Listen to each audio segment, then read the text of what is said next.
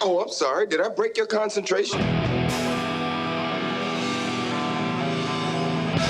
Somewhere between science and superstition.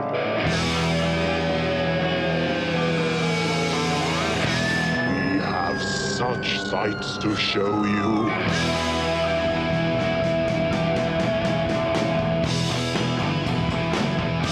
Strange Eons. Welcome to Strange Eons Radio. That's Eric over there. Hello. That is Vanessa over there. Hello. I'm Kelly. Vanessa, I don't know if you know, but Eric had brought to my attention that there is a lawsuit, I'm not sure against who, but about movie trailers? Yeah, it What? has the lady that was in the Bond film and the Marilyn Monroe movie. Mm-hmm. Anna de Armas. Yeah, and she's in the trailer, but her scene got cut from the film. Oh. So a bunch of her fans went to see the movie, Oh. and she wasn't in it.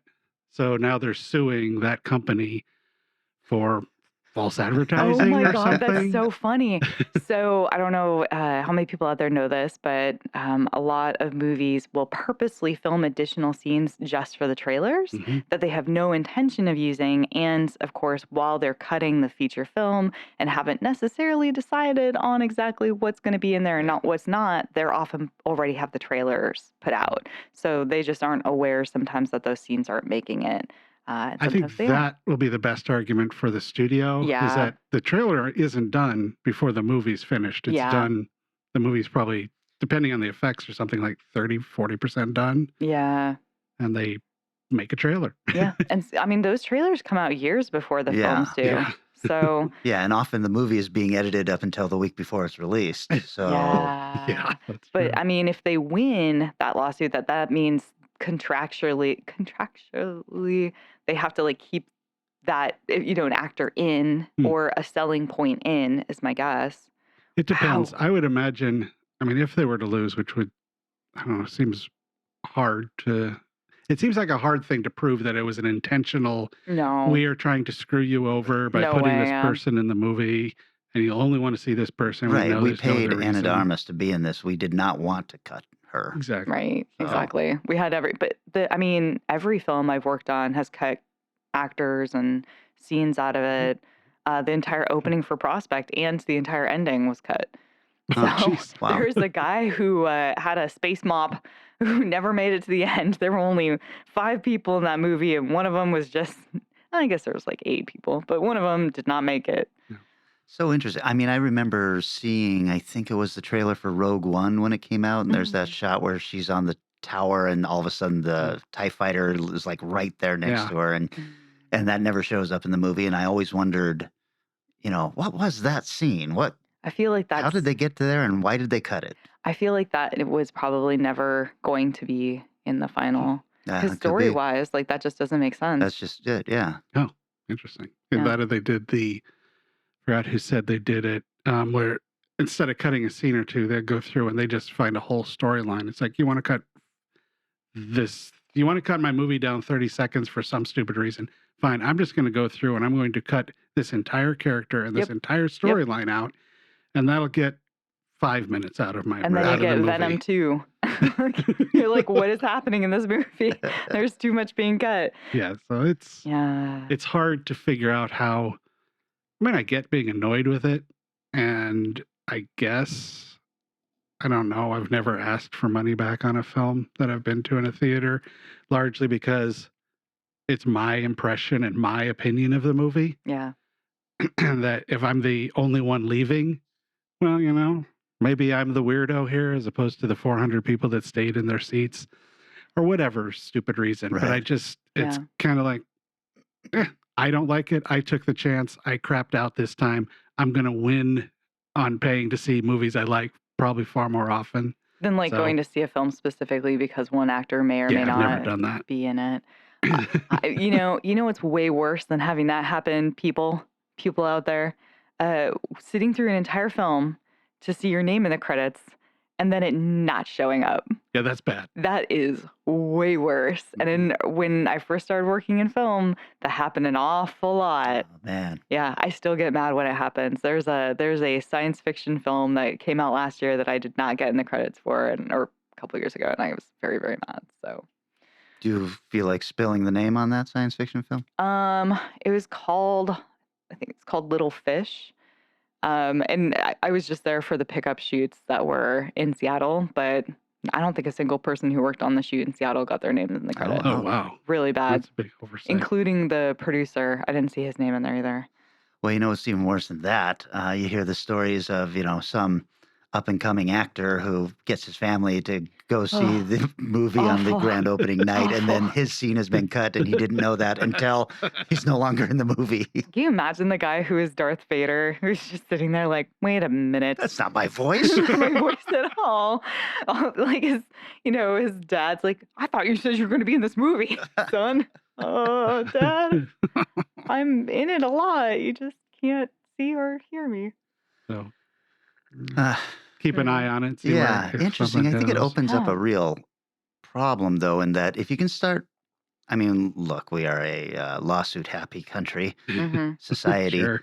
But if you can start suing for that, what's to stop you from, after seeing a particularly shitty movie, bringing a lawsuit against the company because the Yeah. trailer made it look good? Yeah. Yeah. And made by completely different people with completely different storyboards and a completely different intention, Yeah. different script. Like, man, I mean, it's all entertainment, guys. Like, Yeah, in fact, I was Mhm. just thinking, because I was about to say something stupid, like, I want my money back. And why didn't these guys just go, I want my money back yeah. Yeah. from this movie? Yeah. They have been they were offered that. They said, we'll give you, all I don't remember what, it was like a mini package of shit. And they said, no, this must be about principle or That's some right. I'll give you a crap. T-shirt and a poster and a Free popcorn. cozy, all for this movie that you hate. We'll get you Go. her autograph. Oh, Mhm. exactly. There you go. Signed I'd be picture. curious to hear Anna de Armas's Yeah. Yeah, opinion on this. 100%. I mean, should- she's like becoming something, right? Yeah. But Oh, she's yeah. still like early in her career. Yeah. So I wonder if she filmed this before people realized she was a big deal. Like, Before, having one of the best scenes in the last James Bond movie and stuff like that. Right. Yeah. That was when I first noticed her. I thought that was kind of her breakout. Yeah. That and dating Ben Affleck. oh Yeah, there you go. God, who doesn't date Ben Affleck? I sure want to. I saw a movie. Okay, I bet you Vanessa might have seen it also. Did you see M3GAN? I did. Let's talk about M3GAN. All right. I liked this movie. Mhm. I thought it was very creepy. Hmm. Killer doll? Not really. More like a killer robot, I guess. Killer Yeah. AI Just- critter. A Yeah. little bit closer to Terminator. Yeah, it was surprisingly effective, and man, what a lean movie. It gets right into the doll about 4 minutes into the movie. Nice. Yeah, they know what is the selling point and they go straight for it. And no, it was a fun film. I was surprised. I thought it was going to be a little bit more stupid, jump scary, but it was good. It The was only solid. reason I bothered with it is I kept looking at that Rotten Tomato score and saying, that can't be right. It's like 92%. And I was like, that's impossible. And the critics had it at 89 or something. And so Yeah. I was like, okay, I'm going to give this a try. And I was like, that was surprisingly effective. Also PG-13 horror. Which, Crazy, but it's still I was like, oh man, it's gonna suck. It's Yeah. gonna suck, but it did not. And even though there's things happening off screen, you still feel it. Yes. Everything about that, I was like, oh God, no, that kid, he's gonna get his And I balls know ripped off in the woods. I know it was so. Yeah, I know. I mean, obviously, it's an actress, a young actor in the. Hmm. But did she have a mask on? Was that all CG I for her did not face? look into it. I think I it's would guess From what I it's saw, it was a CG. combination Okay. kind of thing. The way that it works Yeah. best is you do some Right. real and then enhance it with Yeah, the stuff. But it's meant to just be an Olsen twin, right? I mean, Yeah. okay, I not just skinny, not skinny. with big anorexic looking eyes, enough. Right. blonde. She's but Olsen twin exaggerated in different ways. Yeah, I just have to say I was pleasantly surprised. Count me in the 92% that liked it. My favorite part of the film would probably be Chekhov's Bruce. Say that last. Chekhov's Chekhov's what? Chekhov's Bruce. Oh, Yes, yes. That was, yeah. If you introduce a Bruce in the first act, by God, you better do something with it. All I can think So of is Monty Python routine with that. it'll make sense. Bruce. Sorry, I forgot you, Bruce. My name's Steven. Bruce it is. Yeah, so I Aw. would say, go out and check this one out. Absolutely. Well, I Nice. saw a movie that you had recently seen, The Fabelmans. Oh, me too. Oh, Oh, hey, we've all seen The Fabelmans let's now. talk about this because I know, Vanessa, you like this much more than I did. Yeah, I thought I was gonna hate it, and especially because you didn't like it, I was like, oh, this movie's gonna suck. I mean, it was super watchable. I enjoyed it. I wouldn't say it's like, oh yeah, Steven Spielberg at his best. I don't know if I'd say that, No. but I would say this man, there's a little spark that was lit in him that I have not seen in a hot minute. I was like, he cares. He cares what we're seeing. He cares about the shot choices. He cares about the characters. He cares about the story. Yeah, it was working for me. I got the advantage of your complaining about how it's not really Steven Spielberg's life. So I let that go and just watched it as a kid falling in love with the movies. Yeah. Sort of like a film that I think does this, but does it better is Cinema Paradiso, Mhm. which is a fantastic film about falling in love with movies.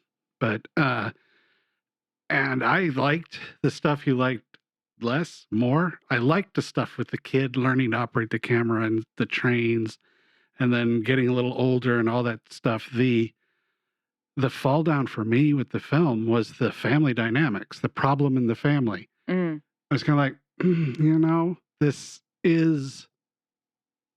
it's not rough enough to feel like a family falling apart. And it's not sweet enough to feel like, oh, this is going to be good for him in the long run or something. And It's- it felt like it felt like he didn't want to make a decision to make, which is understandable, but to make one or other of his parents look bad. Yeah. He didn't paint somebody a little bit. They didn't have to be mean or evil or bad. Just this fell apart because of that. They touched on it, but it just, and then he gets back and he meets the guy at the end. And I thought that was a fantastic scene. The Yeah. best scene with John Ford. Yeah. Oh, that yeah. was So good. that was amazing. And I think probably what disappointed me in the film was I was like, oh my God, here's where it gets started. And then it was Nope. like, oh, wow. Because Yeah. I felt very much like that was a mid-act 2 turning point.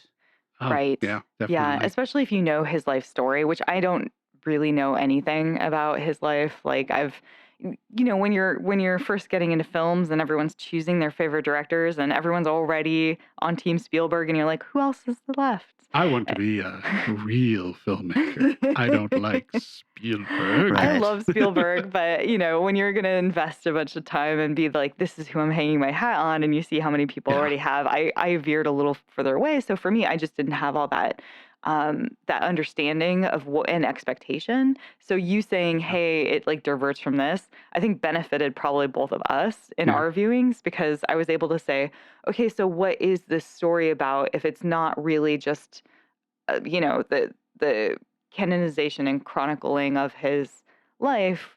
All that stuff is the bad stuff. All the stuff that's like A, B, C, D, here's my trauma, let me air it, is not as fun. But the coming around to understanding that he has a destiny and that is art and that art is going to be painful for him, that felt like the 3-act structure to me. Like it felt like there was a story in introducing a love, trying to understand what that love is, rejecting it, owning it, trying to figure out what it meant and how he could use it with the people around him in his life. And then in the end, pursuing a career in it, knowing that it would probably be really awful at times. So like Ford was sort of the epilogue as opposed to the third act or something. Yeah, exactly. Hmm. That's what it felt like to me is like, oh, hey, we get to see a little sneak peek of this thing, but like that's not really the story.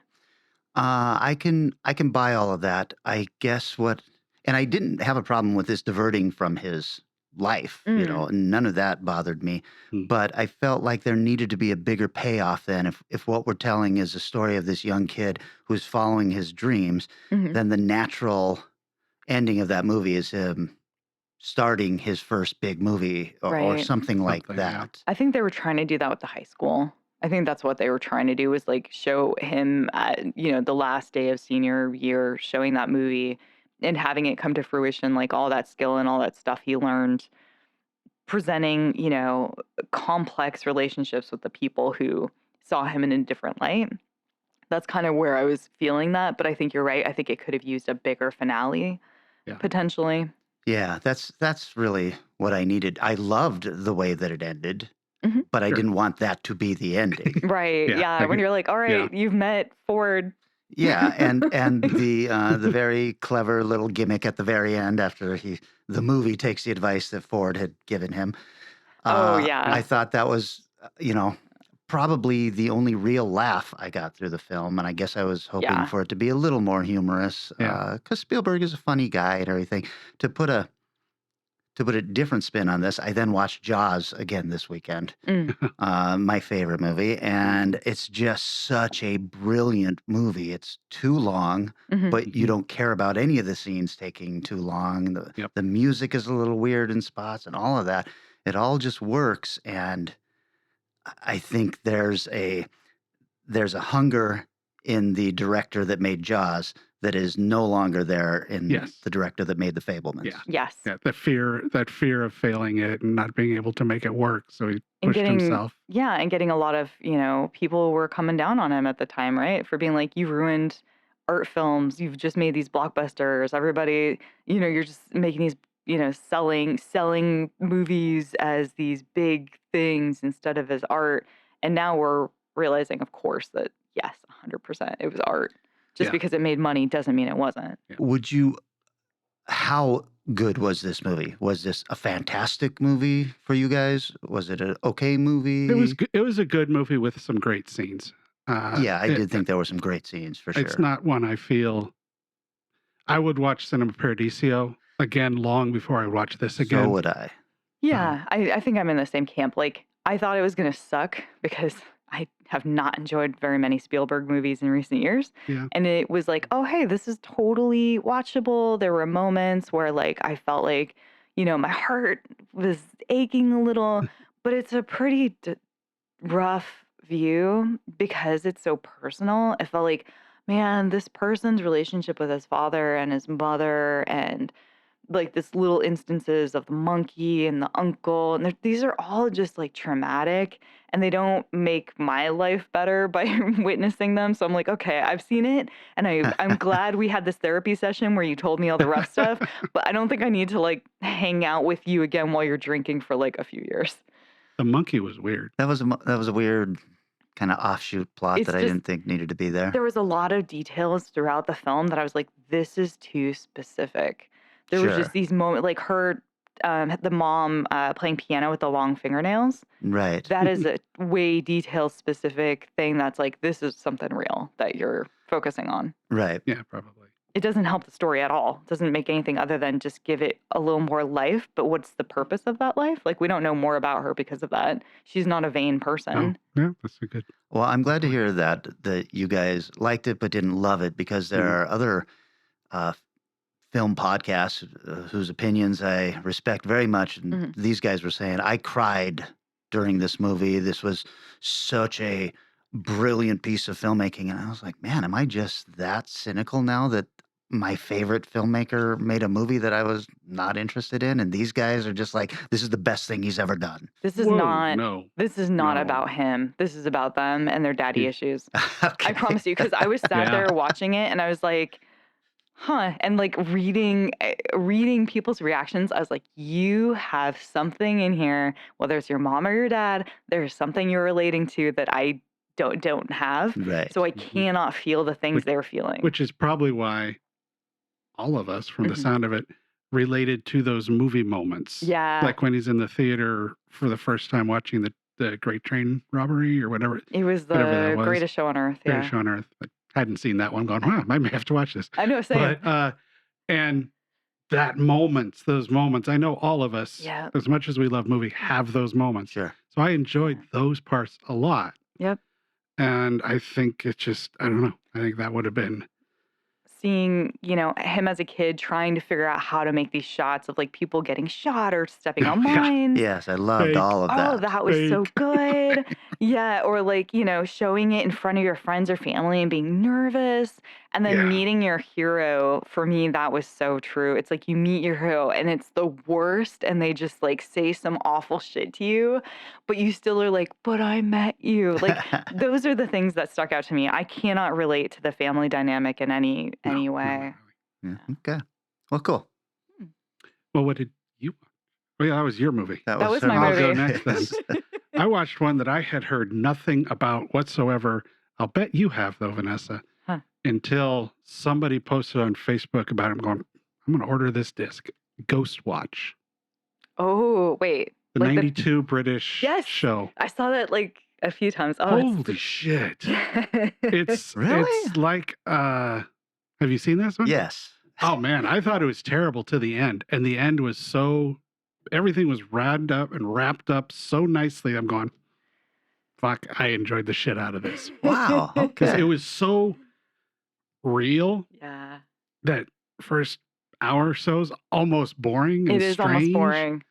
I'd say it's more than almost boring. It lures you But in. But I also love British shows. Like I'd be like, holy shit, it's Lister. Yes. With the voice. As everyone who watched it on TV said, it's fucking Lister. Why is he in there? And why is he wearing a Chicago Bears coat? Is he going to come by my house? Oh my God, is he in our neighborhood? Let's look at That's exactly right. Like, it's so real. Having lived in England, these weird details of like these low income houses with the, gas metal furnace heaters Yeah. and these crappy little rooms and stuff. It's so real that by the time you get to the end, you're just like open. It You're looked way like too a open. pain in the ass to shoot that thing. Oh man. God, it looks like they're like cramped in hallways all the time when their camera's like, we're here.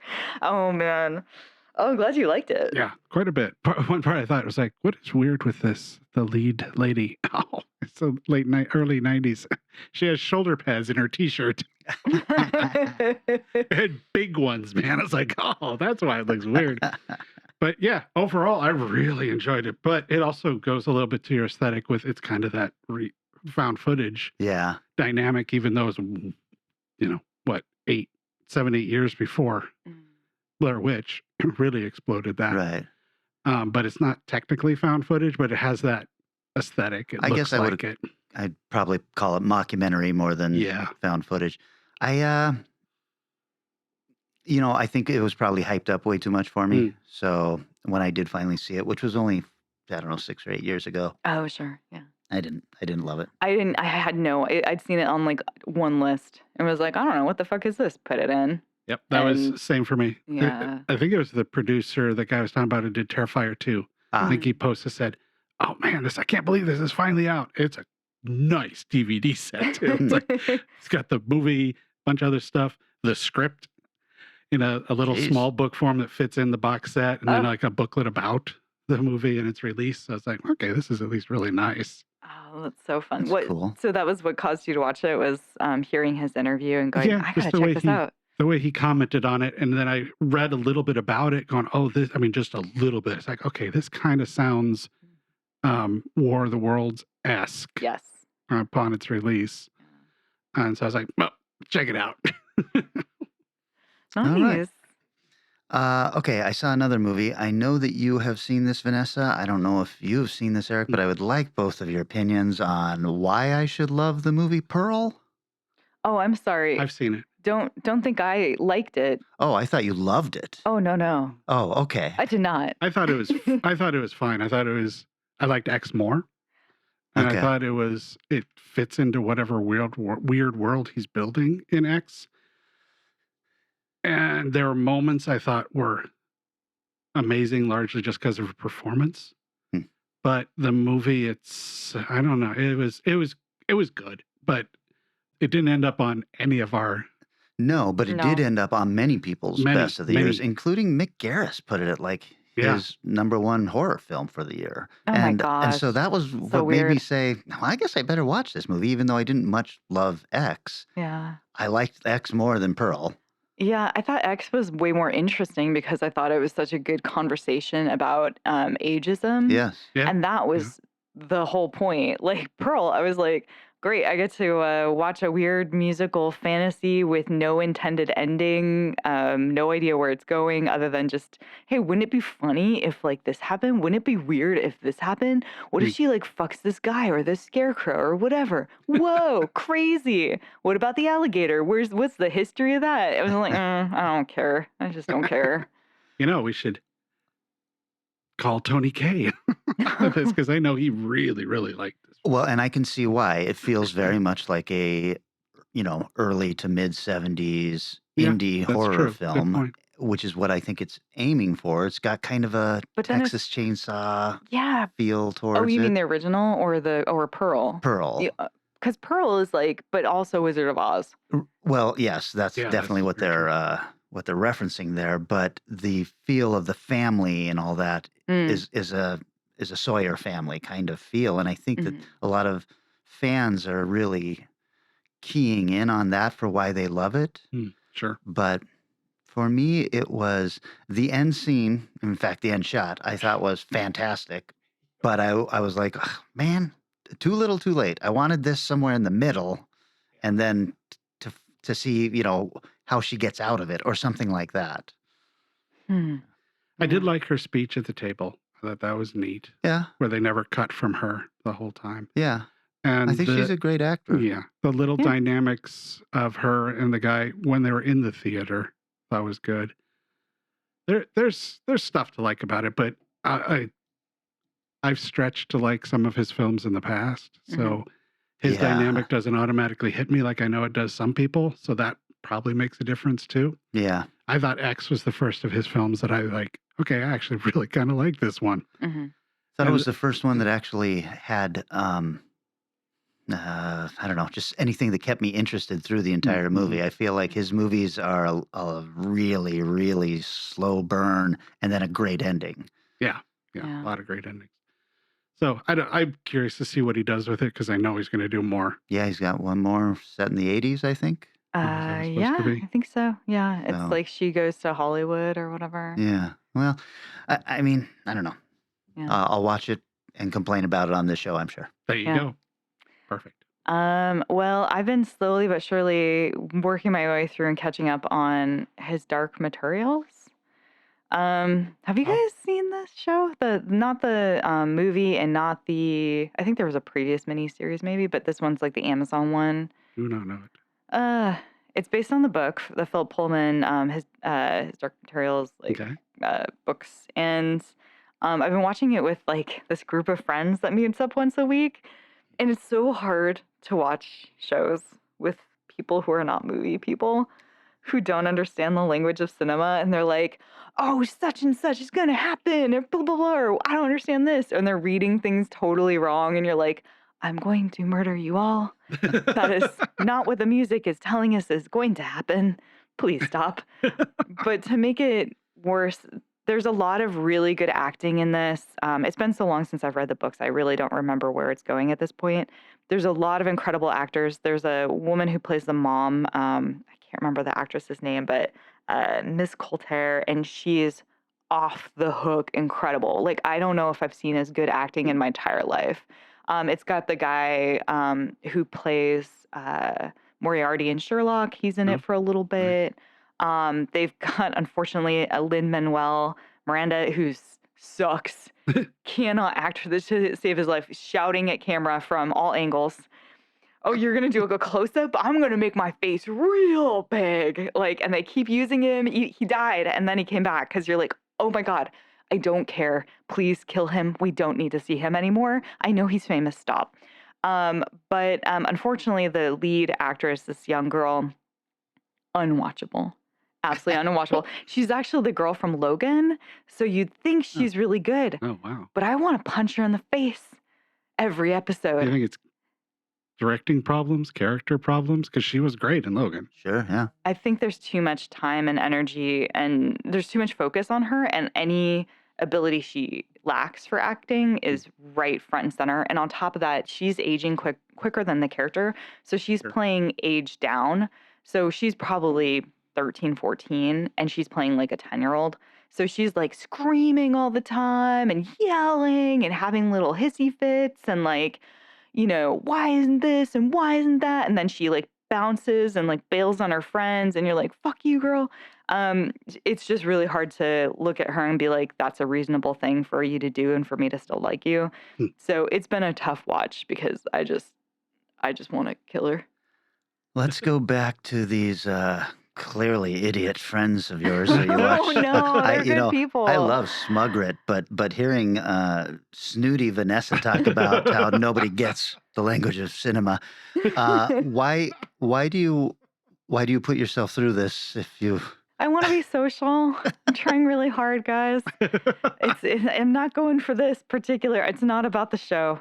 We watched all of the new Lord of the Rings thing together too, and that was fine because watching the reactions was almost fun because you're like, wow, okay, this is what people think would happen if you don't watch as much crap as I do. Cool. This is like their fun, genuine, interesting reactions to these things. Like, oh, so-and-so is evil. Oh, so-and-so. No, didn't you read this one poem? It should be this. Okay. I'm like, great. I can enjoy your guys' enjoyment for the lack of my ability to enjoy that. But this is like, I can't enjoy this. And every time they're like, she's amazing. I'm like, you're so wrong. But I've been very good at keeping my mouth shut, and I hope none of them ever listen to this podcast. They're really cool, interesting people. That's not what you said off the air. It's just so hard to watch this kind of stuff consistently. Like if you watch an entire series with your mom, and they're just the whole way saying, "Oh, this and that," and you're like, "Oh my God, why did I make this decision?" That's what it feels like. Speaking of my mom, happy birthday, Mom. It was her birthday on Happy birthday. Friday. Happy birthday. Oh my gosh. I hope she has a wonderful year ahead and got to eat some really, truly bad for you things on the day. Alrighty. So we haven't talked a lot about it, but I'm not the biggest anime fan. It's been known of the few times it's come up. Yeah. Holy shit. I saw a fantastic one on Shudder called Perfect Blue. Oh my God, I've heard it's so good. It is phenomenal. Man, this is ancient. Oh, yeah. It's like late 90s, I think. I think early 90s, maybe even. Oh, is it? Okay. It holds up. It holds up as a story. It's just a story of a pop performer. Oh, yeah, it's probably early 90s. A pop performer who quits to become an actor and what she goes through. But that ain't all that's going on. There's weird ghosting of her. She seems to be. Is it happening for real? Is what she's going through happening? Is it not happening? And it is played so well. It is done so well. Her moments of doing something, then falling asleep, and you're waking up, and is this the right world, or was that the right world? An incredible film. Like, of all the movies they keep remaking animes into live action, and usually screwing it up. So maybe they have tried to do this and it's so bad nobody talks about it. This would make a great translation into a live action film. Yeah.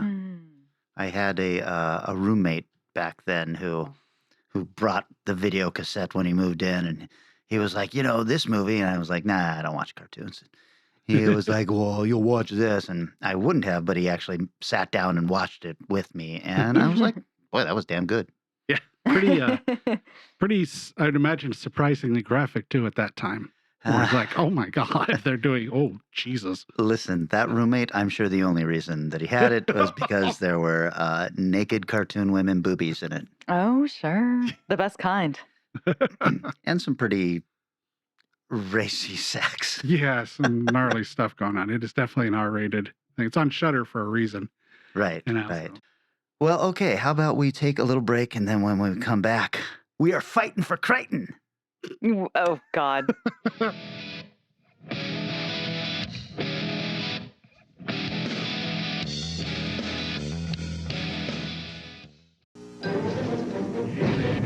happened? We thought we could combine different dinosaurs' DNA, but it all went horribly wrong. Jurassic Park, you chaos effect. We were surrounded by chaos mutations. Velociraptor, thrashing wings combined with ripping raptor teeth. We fell back to the trike dozer when Chaos Thrasher T-Rex. He turned our plans upside down. Look for the mark of Jurassic Park. New Chaos Effect. Figures and vehicles sold separately. Hello? Let's see who's called the Strange Eons radio hotline. Hi, this is Mike DeBronzo. Just wanted to call to say congratulations to you guys on hitting your milestone of 200 episodes. And Vanessa, congratulations for getting married. It's great.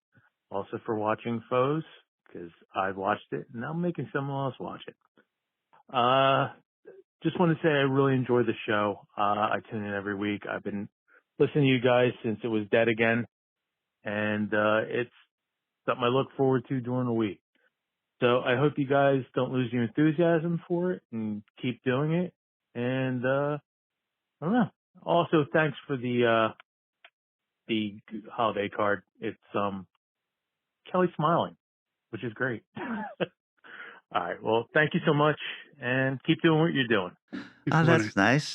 Michael DeBronzo is one of the guys on the Lovecraft e-zine, and he and I trade messages pretty regularly. He, in fact, just tuned me into the season 2 trailer for Yellow Jackets, which looks really cool. Looks so cool. Yeah, and he's the only other human being on Earth who's watched Foes.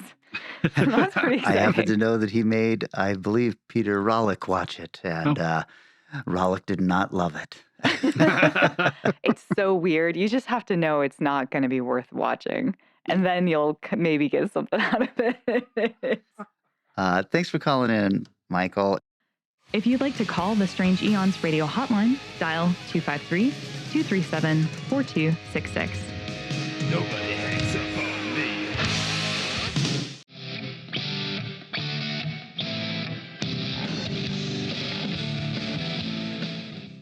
And we're back.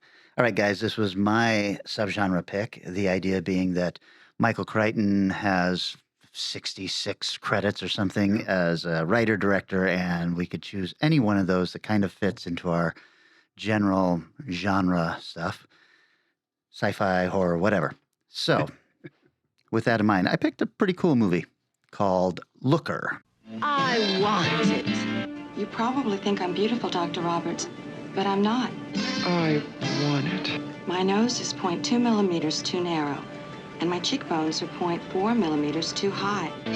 I want it too. I do television commercials. They want a certain look. I did surgery on several girls a few months back, commercial actresses, and there have been some suicides. You don't know what's going on. This is more than commercials. They're killing all the girls that are perfect. DMI measured some girls for possible surgery. We were conducting an experiment. Hi, I'm Cindy. I'm the perfect female type, 18 to 25. Here you see a typical computer model being made. Hi, I'm Cindy. I'm the perfect female type, 18 to 25. What have you got me mixed up in? I have a right to know if somebody's trying to kill me.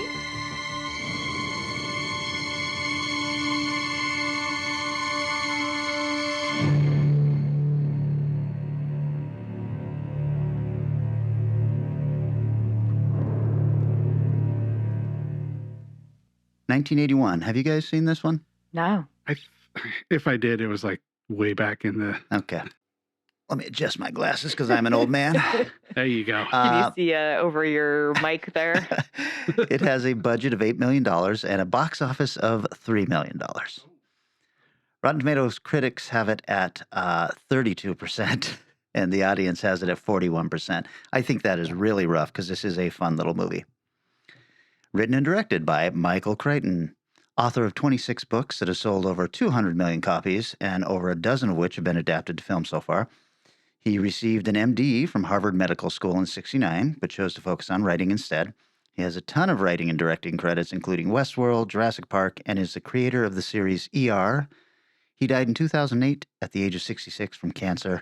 Also, he was 6'9" tall. Whoa. Holy shit. That's a tall man. No wonder he's kind of long and lanky looking in the photos I saw of him. He's a tall guy. This is starring Albert Finney, who has 65 credits, including The Wolfen, which I spoke about on this show, Miller's Crossing, Skyfall. It also stars James Coburn, who has 173 credits, including Hell is for Heroes, Our Man Flint, and Cat Ballou, and Susan Day, who has 51 credits, mostly TV. She was in First Love, Echo Park, and 96 episodes of The Partridge Family as Laura Partridge. Also, 4 episodes of something called Partridge Family 2200 AD, Oh my God. which I found on Crackle. All 6 episodes of this Jetsons ripoff is there for your viewing pleasure. Oh no, but it's like real life, or is it No, cartoon? it's a cartoon, and it's got all the same sound effects and the cars. You know, all that shit. No.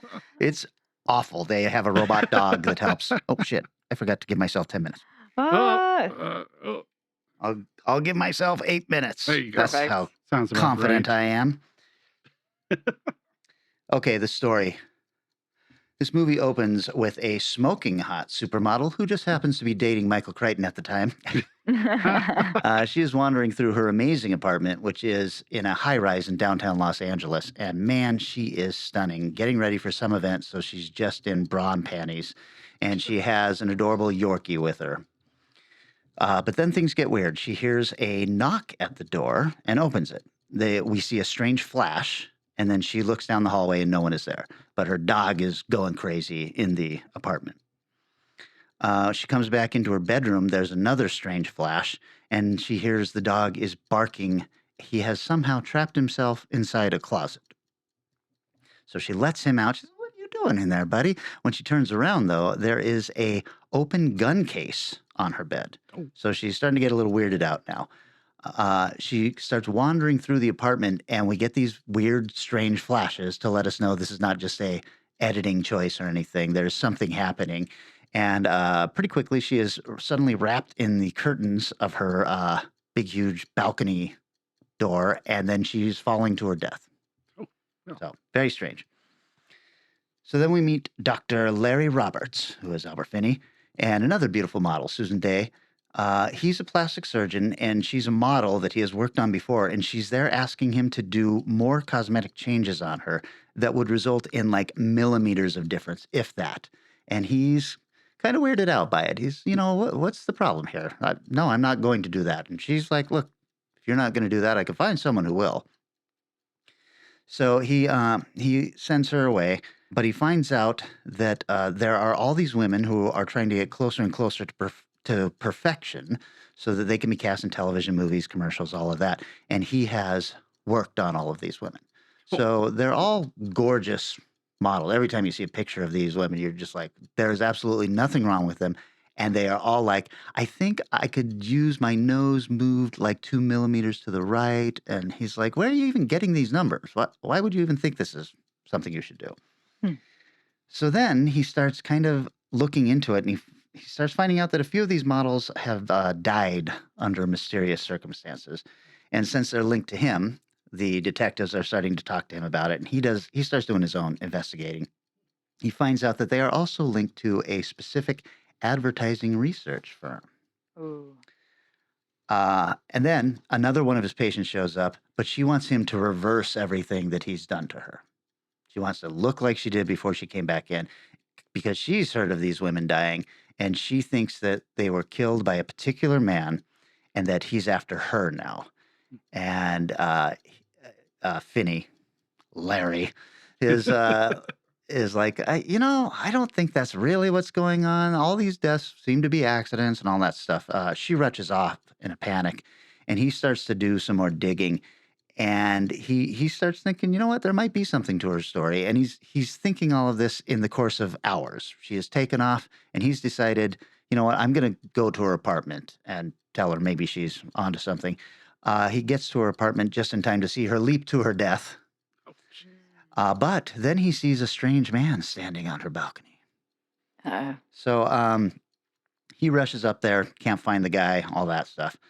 All of his research and snooping into this has led the police detectives to be very sure it's him, because he just happens to be at the crime scene every time.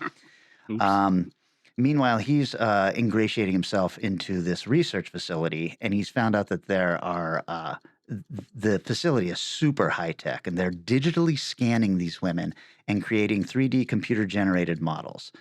The idea is they're given these incredibly lucrative contracts, basically ensuring a paycheck for life, which might not be much of a paycheck if you only live a couple of weeks after they have done this. So that's what's going on. He starts thinking that they're killing these women because they have captured their computer-generated likenesses, and now they won't have to pay them. It's in the contract that, they also have use of this image that they've created perpetually. So the title has a very clever double meaning. Obviously, a looker is a slang for a good-looking woman, but in this movie, looker is also an acronym for Light Ocular-Oriented Kinetic Emotive Responses, which is this special light gun that the killer is using. It flashes and kind of freezes time in the brain of the victim. They don't feel like any time has passed, but we see the effects because at one point the killer is trying to stop Vinny in his beach house, and he starts seeing these flashes, and it's just a flash, but the clock will be like 2 hours different behind him, and the beach, which was packed, is suddenly got like 4 people on it while he's looking out at it, and he goes to pour himself a glass of water, and there's a flash, and then all of a sudden the sink is full, and he's flooded the entire floor of the kitchen and all this shit. So it starts getting pretty groovy and sci-fi stuff. I really had a good time with it. There's some good action scenes. There's a really interesting climax that takes place on the commercial studio sets of this research thing. It probably seemed very ridiculous in 1981, but it is basically what Lucasfilm is doing with the Mandalorian. The volume, I think, is what they call that digital set, because you see that as they're being chased through all these sets, and some of them you realize, this is going to get bigger because, like, one of the sets behind them is the White House and stuff like that. So I thought it was a lot of fun. Got a little trivia here. This is the first ever film to create 3D shading with a computer. It produced the first ever CGI human character with Susan Day. The movie achieved this feat before Disney's Tron. The website Film Site said her digitization was visualized by a computer-generated simulation of her body being scanned, notably the first use of shaded 3D CGI in a feature film. Polygonal models obtained by digitizing a human body were used to render the effects. So what that means is, even though they did this, it's still very similar to like Escape from New York, when you see the outlines of the buildings and you realize, looks like a computer, but it's actually animated. Wow. Chrichton once said of this film, television commercials are already manipulative. That's exactly what they're supposed to do. I don't consider that kind of manipulation evil, but what would happen if someone with a bit more scientific knowledge began tampering with commercials? I think we're kind of seeing that actually now. And then Chrichton started thinking about the subject of the film in 1975. He says he went to a Los Angeles computer company to find out how they could create copies in commercials without looking too ridiculous, and discovered a company in Texas was already doing it. It was called Tomography. So, like a lot of his movies, he came up with an idea that seemed a little far-fetched, and it has absolutely come true. Yeah. No shit. Look at that. I beat the timer. Do I let it go? Do I... Yeah, that's interesting. It reminds me a lot of like Future World, and the way that they were almost inventing tech with the film, which was about inventing tech with the idea of, it's kind of, snake eating its own tail, but in a really cool way. I wonder what Chrichton would think of some of the tech we've got right now. Well, he always said that he didn't trust CGI because it would be used for this kind of stuff. And then, of course, Jurassic Park comes around. Right. And he used the CGI to make his book. But there it was. Okay. Vanessa, you want to go next? Yeah, absolutely. So I chose the movie Sphere from 1998. Warner Brothers presents the movie event of the year. We think there's an unknown life form on this spacecraft. 1,000 feet below. So you're saying the spacecraft crashed 300 years ago? In the most alien environment on Earth. Look at the size of that thing. A new kind kind of terror It's reflecting everything but us. is taking shape. From author Michael Chrichton. It's human. You think this is coming from the sphere? It's an American spaceship. It can't be an American spaceship. It's 300 years old. This is a first. You are now online with an alien intelligence. Why won't you answer me? Did you go inside the sphere? He didn't tell you what's inside the sphere, did he? If we've made you angry...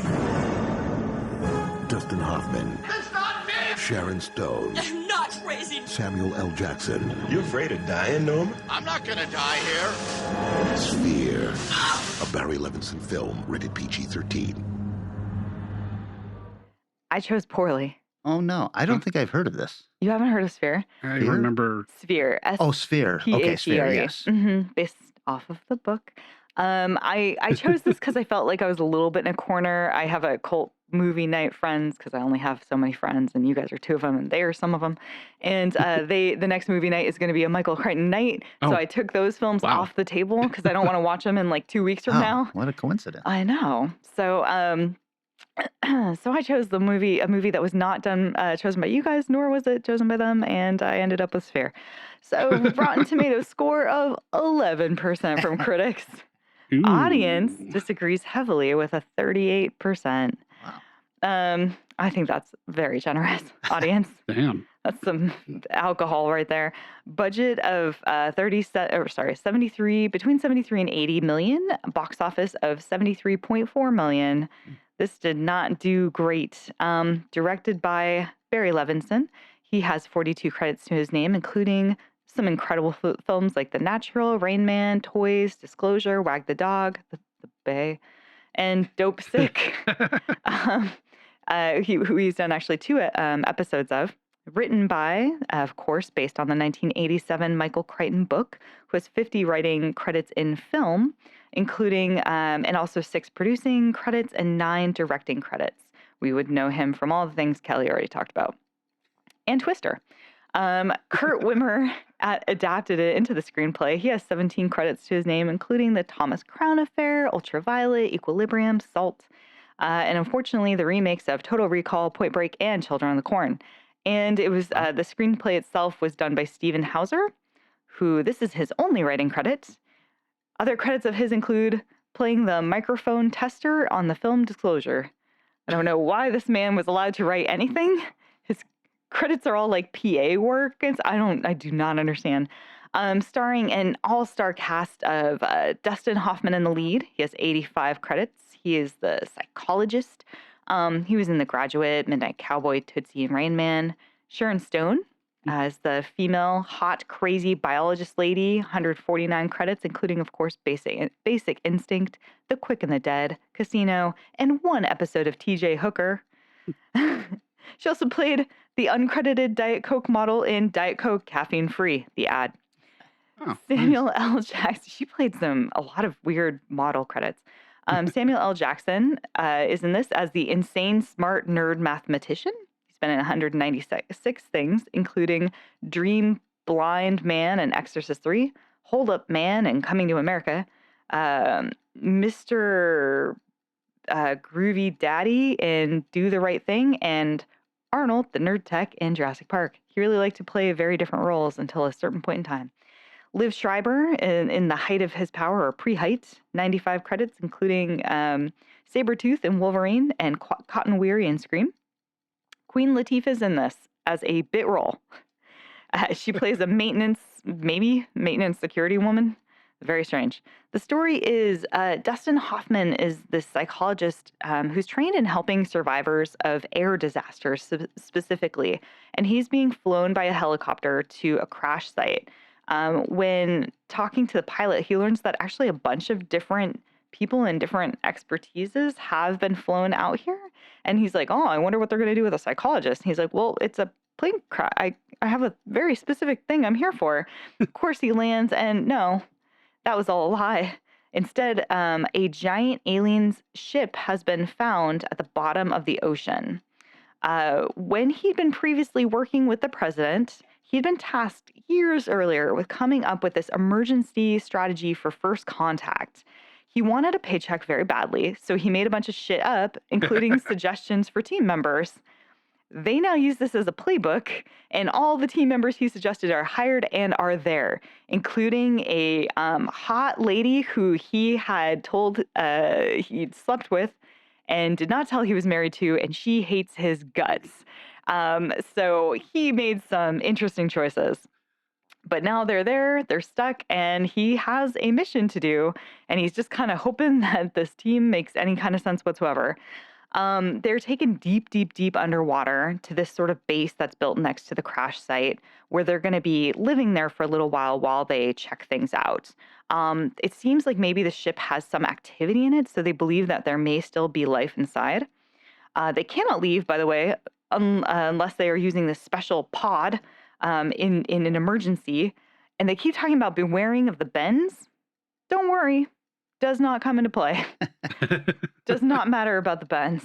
It is Chekhov's The Bends. So, but not, because it doesn't come back. He tries to act like a psychiatrist to the team, and things are already starting to fall apart. Of course, Beth hates him. He basically ended up gaslighting her about the whole situation, so he never even apologized. The mathematician and the astrophysicist, who are two incredibly smart dudes, are having a lot of who's smarter dick measuring contests. And it just seems like just a lot of tension happening, but even as they're making their way down to the base. Once they get to the ship and get to go inside, they discover that actually there is no aliens at all. In fact, it seems that there were humans from the not too distant future who had traveled through space in this strange ship, and they had crashed the ship into the water 300 years ago because there's a bunch of coral growing around it. So this is really time travelers, not aliens. The way that the ship is being piloted is by this weird sphere in the center of it. Of course, they run out of time and air before they have to run back out of the ship. When they get to the main base, they discover there's a giant storm coming, so they have got to go back to the surface. They're basically fired because they're like, there's no first contact. You guys are pointless, so get out of here. However, one of the scientists, Harry, decides, you know what? This sphere is too interesting, and it seems like it's somehow sentient, so he wants to make first contact with it and goes back. Harry basically goes into the sphere and then comes out and is unconscious. Weird things start happening at that point. It is too late for them to make it back up to the surface before the storm, so they're kind of on their own. He eventually wakes up, does not want to tell anyone what he saw or what's going on. The computer starts to talk to them with the sphere's voice, maybe. There's giant jellyfish that start attacking. There are giant octopuses that start attacking. There are eels that start attacking. Each person seems like they're slowly going insane, and no one is sure who has and has not gone inside of the sphere. So, thoughts. The ideas in this film are super strong. I was going to say that your description makes it sound fairly interesting. It sure does, doesn't it? I really wish it was. Instead, it is super fucking boring. They have no idea how to deal with the moments of drama. If every moment feels so wasted, it's like, here's the setup for a home run, and they just whiff it every time. The dream sections of this, there's this weird sort of interplay between dream and reality and what is and isn't happening. And it's just confusing and kind of feels stupid. There's all these big moments where they're like, oh my God, this guy is holding a book and he drops the book, and then you look and the book's everywhere and the books are all in, the one book he's reading is all in the cupboards and they're falling out of everywhere, and you're like, whoa. But then it's like nothing, it doesn't become anything. It's like, oh, okay, well, why don't we spend another minute on that? And when they're escaping, there's this thing that's supposed to be happening between the reality and their minds, and it just does not line up. It feels really stupid. I recommend watching The Abyss instead, or Leviathan, or Deep Star 6, or even Contact. Those are all better movies. This feels like a ripoff of The Abyss, even though it was made or written before. So, trivia tagline from the best-selling author of Jurassic Park and The Lost World. Also, a Barry Levinson film. Really good, really good. A lot of scenes were improvised, including Ted admitting to Harry that he made the whole thing up. So that's really interesting. Some of the best parts of this entire thing seem to be kind of BS. The jellyfish attack sequence was used with a combination of puppets, computer graphics, imagery, and footage of real jellyfish from a nearby aquarium. Sam Jackson worked on this film at the same time he was doing Jackie Brown. He was doing one on the weekends, one during the week. The film was rushed to be completed by Christmas, and Dustin Hoffman expressed some disappointment with the film. He felt like it was not ready to be released. He is not wrong. Joseph Hahn, the DJ of the rock band Linkin Park, designed the sea snake through concept art. I don't understand that sentence, but that was in the trivia. Barry Levinson considered having Queen Latifah and Huey Lewis in the News record a duet for the end credits. And last but not least, the ending had to be reshot because the test audience could not believe that the characters could survive without spending weeks in decompression because they spend so much time setting up the bends. I have read this book. Okay. And I love it. Yes. It is a really cool story that I watched this movie and I was like, both Dustin Hoffman and Sharon Stone had way too much input on their characters. Yeah. Because the Sharon Stone character is not like that in the book at all. And in fact, she ends up being the bad guy. Oh, she's just like, it sucks because they're like, oh, you had a moment of depression years earlier, so you're a crazy hot mess of a woman. And that's all they do the whole time. They're like, she's fucking nuts though, because she like took some pills 10 years ago. Yeah, I don't know why they did that. In the book, they all, start gaining these kind of powers. Right. And then they decide, okay, this is too much for all of us to handle. We are going to make an agreement to all get rid of these powers. Yes. And then, of course, she doesn't. Oh. At the end of the book, you realize that she was able Didn't to. do it. Yeah. Oh. So it's just a really interesting idea. I love the time traveling storyline and all that. And I'm not a big believer in UFOs, but my feeling has always been we're probably seeing time travelers instead of aliens. Mm-hmm.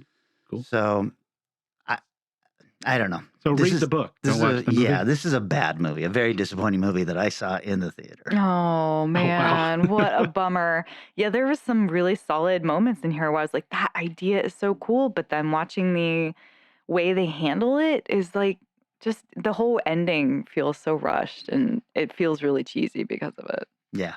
Yeah. Well, I could have said something like, hey, don't bother with Sphere. You'll have a lot more fun with like Congo or something like that. Congo I would have done, but my friends were going to watch it. Congo is a bad movie, but it's fun. But it would be fun. Yes. I was so close to doing Congo, and then I was like, no, I don't want to watch it like twice in 1 week. Yeah, that's too much. Yeah. Good call. All right, Eric, Alrighty, I'm putting 10 minutes. Let's see. So you liked your movie, but it wasn't particularly successful. Right. You didn't like your movie, and it wasn't particularly successful. So I think I scored on this one. All right. With 1978's Coma. Where is the patient? Coming right down, Dr. Collins. Something wrong? Her pupils are fixed and dilated. What?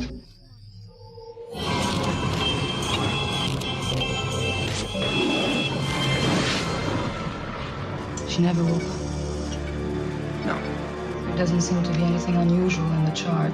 Nancy's problem is not caused by wrong lab tests.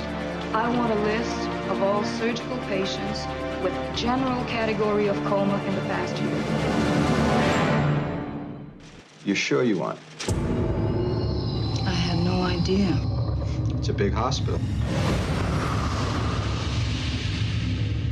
Supposing you wanted to put people into a coma, what would you do? You mean on purpose? First rule of crime. Mark, it happened again. Keep it simple. What's simple? Carbon monoxide. There have been 10 cases of unexplained coma in young, healthy patients in the last year. Been about a dozen of these coma cases here in the last year. They're always different. Different case, different anesthetist, different operation. Hard to imagine it's murder. Are you sure? Susan, what do you think? There's a conspiracy at the Boston Memorial Hospital involving all the anesthetists? Basically, there's a crisis in her personal life. She's involved with one of your residents. I know. Think we'll have any more trouble with her in the future? I don't think so. I hope you're right. There are 12 coma cases. What if carbon monoxide were being pumped into our air?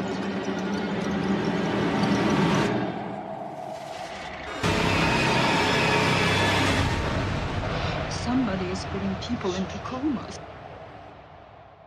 Ooh. Rotten Tomatoes rating, 81% from the critics, 66% from the crowd. Budget of $4.5 million and a box office of $50 million. Whoa. This was a massive success. You can find it on many rental places because of that reason. It's directed by Michael Chrichton, director of Runaway, Timeline, and relevant to this movie, producer of 331 episodes of ER. Yeah. Oh, okay. Written by Michael Chrichton, writer of The Andromeda Strain, Westworld, Runaway, and Killer Poop in the Movies. What?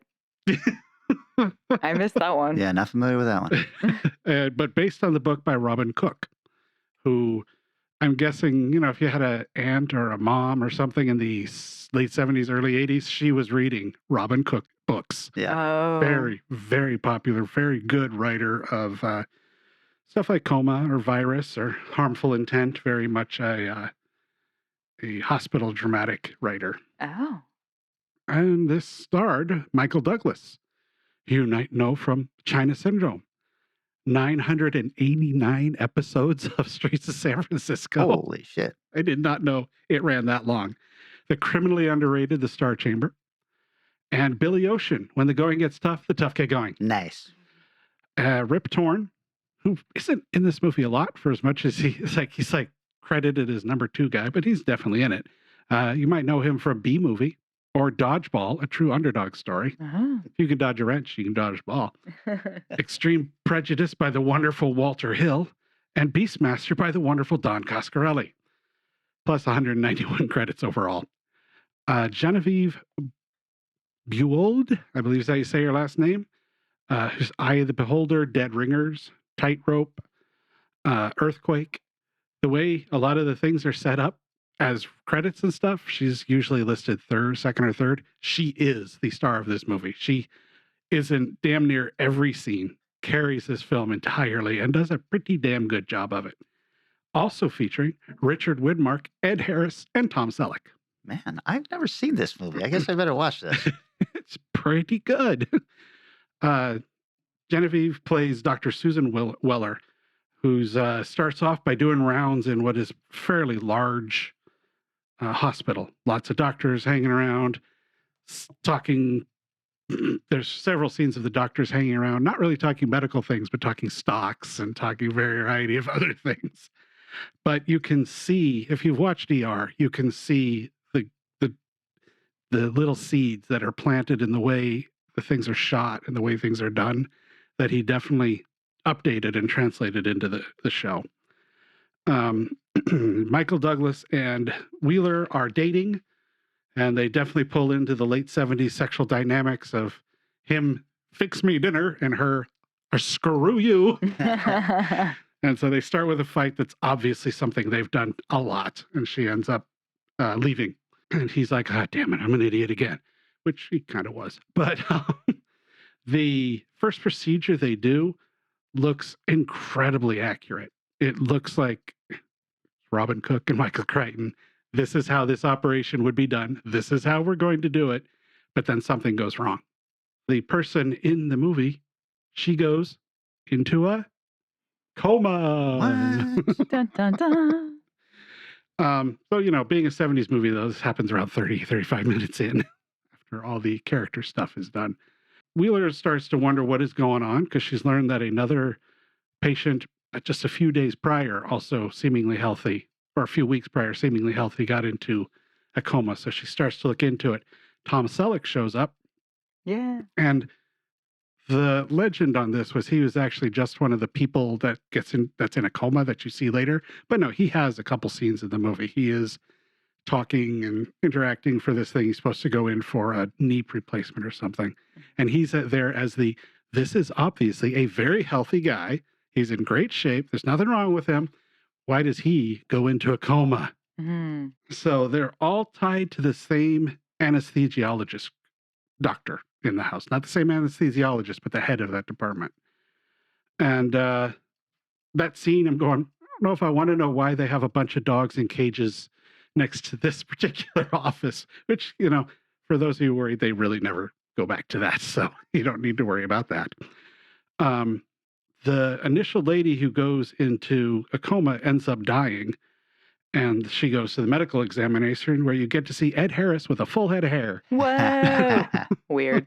Yes. And what is it? Side note, what is it with movies and television? The Emmys always have to be eating something. So, oh, right. Medical examiner doing the, got my sandwich over here, don't mind me. While the other people are going, oh, this is gross. Okay, I got it. Her and Douglas' character decides they're going to take a wonderful weekend off where they go off and they go antiquing. They see a cat. They sit in a diner near the water. And then they decide that somehow they ended up at this place called the Jefferson Institute, which is where she actually wanted to go because this is where all the people attached to the coma end up getting sent to this one institute. And you know why this is a bad place? Because, my God, the music cue. Dun, dun, dun. As they're driving up, it looks like a typical modern building of the late 70s where it's all cement. It's all hard angles. Brutalist. You can sort of see the windows, but not really. So it looks like not nice. She finds out that there are no doctors or medical staff, just technicians and one nurse working there and security. And so she's wondering, and so will you, why are people going into comas? Why is a strange man killing people and chasing after Dr. Wheeler? Will you get these answers? I sure hope so. So this is a pretty damn good film. This is well constructed, incredibly well acted. The music is great, even if that one scene is like, all right, hit me over the head that this is supposed to be the evil place. I got it, thanks. But a lot of the rest really works. What they have going on, the answers, is terrifying and disturbingly plausible, well done. With Robert Cook and Michael Chrichton, you're going to get something you go, shit, I can see how that could happen. I don't like this. Taglines. From the #1 best-selling suspense thriller. Someone is getting away with murder. Some people call it something else. What is it? Imagine your life hangs by a thread. Imagine your body hangs by a wire. Imagine you're not imagining. What kind of wire? Stanley Kaufman of the New Republic wrote, "The coma is a thriller. It's rotten, but it's really worse than that. It's a disgrace to the physicians involved in it." Wow. Damn, son. Crichton intended to not scare people with this. He didn't want to create medical problems with hospitals or physicians, but he did. Oh, no. There were many physicians and hospital administrators claimed this occurred, although, of course, none of them ever actually presented proof. Nothing was ever found out, but they said, oh, this goes on. Variety claimed that the hospital in Tampa had to remove the number 8 from the door because all of the shit that goes wrong with the patients happens in operating room 8. So they had to renumber their operating rooms because patients would not go in. Wow. Michael Douglas called the film the first time I've been offered a project with a good story, laid out well, a good cast, and a good director. Aww. It was one of his earlier films. Anyways, so the film cost $4.1 million, but they knew they were in a good shape because they'd already pre-sold the movie for $3 million to TV. Whoa. Wow. Perfect. So they made a lot of money at a $50 million box office. Crichton and Cook were friends, so they worked quite well together on this. Crichton described the film as like a Western if the doctors are the bad guys, but they are also the good guys. What else? Yeah. He tried to, even as well detailed as that one operation was, he tried to make sure the procedures were shown in a way that didn't frighten the audience, even though, it didn't. Right. Let's see, any other big things I want to say? One little fun, silly note. Tom Selleck was cast in the film because of his appearance in a Salem cigarette advertisement. Wow. Yeah. And it was remade in 2012 on A&E. Oh. Some kind of miniseries. That's interesting. But All I know about this movie is for some reason all the bodies are suspended by wires. Yeah, that's I don't think it's really because since it's on the poster and it's everywhere, it's not really a spoiler. But what it is what they're selling is that they found a way to store bodies in comas at 100, like 10, 20, 30, 40% less or more. And as they get more hanging bodies, they feel they could keep a person suspended in this state, in this facility for $5 a day. Oh, wow. Right now, they're saying it's like a couple $100 a day for the level of people they have, which, of course, is minuscule compared to what you pay at a hospital. Right. To stay in a coma. So that's interesting. Not surprising. Finances of the hospital are a major point of this movie. I don't know why I guess maybe I was not into the medical thriller when I was growing up and stuff like that. So I think I just passed on this movie, but I think I might watch this tonight. It felt, with the ads and stuff, I remember, because my mom was a big fan of this film, but I don't remember watching it with her. But I remember it felt very adult. Yeah. It felt like this is going to be boring and dumb, and it had that look in the commercials. So yeah, that's probably why neither one of us saw it when we were kids. Yeah, I almost did this film for a few different things in the past and just kept watching the trailer and be like, I don't know, it might be awful. So I'm glad to hear it's good. I'll have to punch it down. Might be awful, but that sphere looks amazing. Hey, man, there was a lot of 90s action films I missed that I'm trying to catch up on now, and that was one of them. And man, I wish I hadn't. Yeah, that could be a rough era a great era and a rough era for action films. There's some like awesome little surprises where I'm like, man, I thought this sucked, but it's actually really good. But this, ugh. What are the other? Do you know what the other Crichton movies are? I hope one of them's Runaway. Yes. Good. Okay. Congo and Runaway. That's a fun one. Yeah, I don't know. Tom Selleck. I'm so excited. I have such a crush on Tom Selleck. So yeah, I'm stoked. Not an uncommon thing. No, it's the stash. Quigley Down Under. Have you seen that film? I have not. It's fantastic. I have seen Three Men and a Little Baby too many times to count. So not because I chose to, by the way. My mom was I loved that movie. Right. Sure. Okay. Yes. Your mother. Eric, I believe the pick for the next subgenre is yours. Ooh. So I'm pulling the old stunt. I know every one of us has done at one point in time where there's a movie I really want to watch. I've tried to narrow down what I could do. I'm going, we could do, we've done cannibalism. Oh, we could do like a space kind of, I can't remember the exact space one. No, we've pretty much done that. Mm-hmm. Oh, I know. Let's do movies shot in Spain or by Spanish directors. Fantastic. I like it. And both of you, we can always just go, we're doing part 2 of something we've already done before. If there's true. If there's a film you really want to get to. That's very true. That is very true. I like this idea very much. So that's what we'll be doing next week. This is the part where I say thank you to everyone who's liking and sharing posts, who's participating in the value for value model, and all of that stuff. There's also a Strange Eons Radio hotline you can call, which is 253-237-4266. 253-237-4266. Drop us a message. Let us know how you're enjoying the show or not enjoying the show, if that's the case. Anything else we should get to, guys? I don't think just the liking, sharing, comment. Honestly, we'd love to hear when you listen to this. Let us know what movies you might have picked or something like that. Yeah. Or your thoughts on the movies we did pick. Yeah. Definitely. So. Yeah, I'd like to know what cool ideas I did not think of in the time and will regret, because almost every week I choose a terrible film. So please tell me what I should have chosen. All right, so we'll be back in 7 short days, and we are talking films shot in Spain. Transportation and other considerations for Strange Eons Radio, produced by Pan Am Airlines. When you think of traveling, think of Pan Am. You can't beat the experience.